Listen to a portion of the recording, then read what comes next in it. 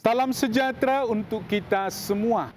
Hari ini Jumat 23 Mei 2025, pekan kelima masa Paskah. Kita akan merenungkan Yohanes 15 ayat 12 sampai 17.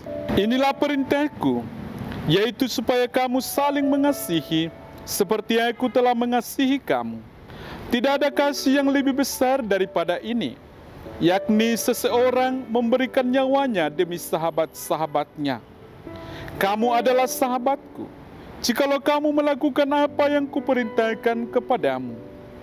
Aku tidak lagi menyebut kamu hamba, sebab hamba tidak tahu apa yang diperbuat oleh tuannya. Namun aku menyebut kamu sahabat, karena aku telah memberitahukan kepada kamu segala sesuatu yang telah kudengar dari Bapa-Ku. Bukan kamu yang memilih aku, tetapi akulah yang memilih kamu. Aku telah menetapkan kamu, supaya kamu pergi dan menghasilkan buah, dan buahmu itu tetap, supaya apa yang kamu minta kepada Bapa dalam namaku, diberikannya kepadamu. Inilah perintahku kepadamu, hendaklah kamu saling mengasihi. Demikianlah sabda Tuhan. Para saudara yang dikasihi Tuhan, konteks Injil hari ini adalah percakapan dalam perjamuan terakhir menjelang Yesus akan mengalami sengsara. Apa yang disampaikan oleh Yesus adalah perkataan dari dirinya yang akan mengalami sengsara. Akan tetapi, perkataan itu bukan perkataan putus asa dari seorang yang sebentar lagi mau mati. Sabda yang disampaikannya merupakan wujud dari rasa cinta mendalam bagi orang yang hendak ditinggalkan, yang menginginkan bahwa setelah kepergiannya, para murid tetap memiliki kekuatan untuk melanjutkan cerita hidup Yesus dan kemudian mengalami keselamatan. Karena itu, di tengah percakapannya yang paling intim bersama para murid, malam sebelum ia disalibkan, Yesus menekankan wasiat yang paling penting. Ia berkata, inilah perintahku, yaitu supaya kamu saling mengasihi seperti aku telah mengasihi kamu. Kasih yang dimaksud bukan kasih biasa, melainkan kasih seperti yang Yesus tunjukkan. Kasih yang rela menyerahkan nyawanya. Dalam konteks untuk mengasihi ini, Yesus menegaskan dengan menekankan 3 hal, yaitu kasih yang memberi diri, kasih yang mengangkat kita sebagai sahabat, dan kasih yang memilih serta mengutus kita. Begitu besar penghargaan Yesus kepada para murid. Ia mengangkat derajat kemanusiaan mereka ke tingkat yang ilahi.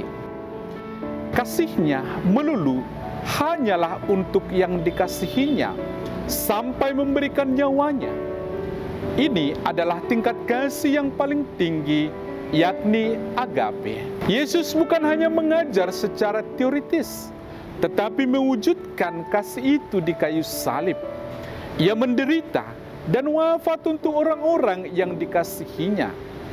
Ia melakukannya bukan untuk orang yang layak, bukan untuk orang yang selalu taat, tetapi untuk sahabat-sahabatnya. Bahkan saat para sahabat itu masih tidak mengerti, bahkan saat mereka nanti akan meninggalkan Dia. Yesus mengatakan bahwa manusia itu bukan lagi hamba tetapi sahabat. Dalam konteks budaya Yahudi saat itu, hamba tidak punya hak. Mereka hanya taat dan patuh. Kalau seseorang mengakui orang lain sebagai sahabat, berarti ia mau menghargai orang itu setara dengannya. Di dalamnya ada kasih, di dalamnya ada keinginan untuk lebih dekat, di dalamnya ada kehendak untuk bersama. Sahabat dipercaya, sahabat diberitahu rahasia hati, sahabat diajak masuk ke dalam rencana Allah. Yesus sedang mengubah relasi kita dengannya. Iman bukan sekadar soal aturan, tetapi soal hubungan, soal relasi, hubungan yang didasarkan pada kasih. Yesus juga mengatakan, bukan kamu yang memilih aku, tetapi akulah yang memilih kamu. Dan aku telah menetapkan kamu, supaya kamu pergi dan menghasilkan buah, dan buahmu itu tetap. Panggilan kita berasal dari kasih yang memilih kita terlebih dahulu.